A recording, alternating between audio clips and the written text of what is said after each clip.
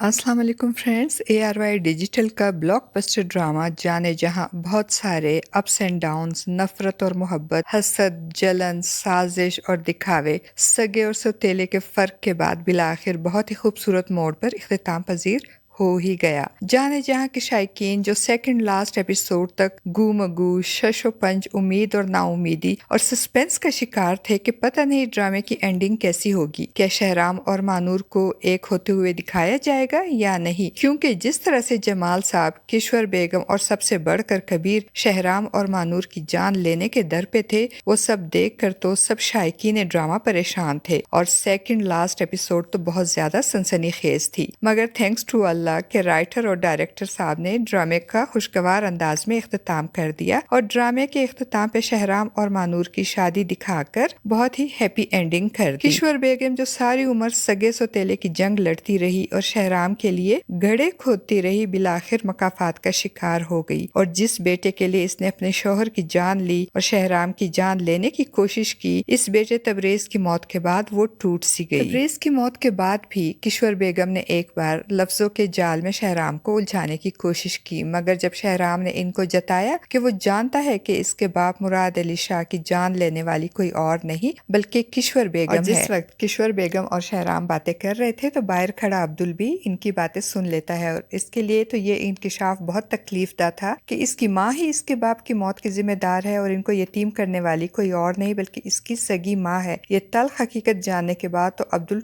फूट फूट कर रोता है। किश्वर बेगम जो शहराम को लफ्जों के जाल में उलझा रही थी, जब इस तरह अपना भांडा बीच चौराहे फूटते देखा तो अब उसमें इतनी हिम्मत नहीं रही कि वो शहराम से नजरें मिला सके। सारी उम्र हवेली पे राज करने के ख्वाब देखने वाली किश्वर बेगम में अब इतनी हिम्मत नहीं होती कि वो शहराम और मानूर को फेस करे और इनसे अपने किए की माफी मांगे। इसीलिए तो बजाय उनको फेस करने और माफी मांगने के वो एक तहरीर छोड़कर अपने शौहर मुराद अली शाह की कब्र पे जाकर वहाँ उनसे माफी मांगती है और खामोशी से नामालूम मंजिल की तरफ रवाना हो जाती है। क्योंकि अब इसमें इतनी हिम्मत नहीं कि वो मानूर को शहराम की जिंदगी से निकाल सके या शहराम और मानूर को एक साथ देख सके, तो इसीलिए उसने वहाँ से जाना ही बेहतर समझा। दूसरी तरफ जमाल साहब भी अपने किए पे शर्मिंदा थे और शहराम से माफी मांगकर सियासत से ही किनारा कशी इख्तियार कर ली। कबीर और इसका बाप भी वापस चले गए और जाते जाते जमाल साहब ने कबीर को ताकीद की कि कभी पलट कर दोबारा इधर ना आए, क्योंकि ये शहराम मुराद शाह का गाँव है और अब यहाँ इसको कोई भी बर्दाश्त नहीं करेगा। तबरेज के गुजर जाने के बाद अब्दुल और आलिया दोनों की खामोश मोहब्बत भी रंग ले आई और वो दोनों भी आखिर में एक हो गए। गुलजेब जो अपने शौहर आमिर से सच्ची मोहब्बत करती थी, इसने अपने शौहर के कत्ल का बदला तबरेज से लेकर खुद को कानून के हवाले कर दिया। शहराम इलेक्शन जीत गया और अब इसने अपनी जिंदगी गाँव वालों की खिदमत के लिए वक्फ कर दी और इलेक्शन जीतने के बाद शहराम और मानूर निकाह के खूबसूरत बंधन में बंध गए और मानूर रुखसत होकर शहराम के घर और इसकी जिंदगी में आ गई। शहराम ने मुंह दिखाई में मानूर को वो खूबसूरत गजल पढ़कर सुनाई जिसका पहला मिसरा तो मानूर का था, मगर इसको मुकम्मल शहराम ने किया था। फ्रेंड्स, मुझे यकीन है कि जैसे मुझे इस ड्रामे जाने जहां का खूबसूरत इख्तिताम बहुत अच्छा लगा, आप सबको भी बहुत पसंद आया होगा। ड्रामे की हैप्पी एंडिंग के बारे में आपका क्या ख्याल है? अपनी कीमती राय का इजहार कमेंट बॉक्स में जरूर कीजिएगा।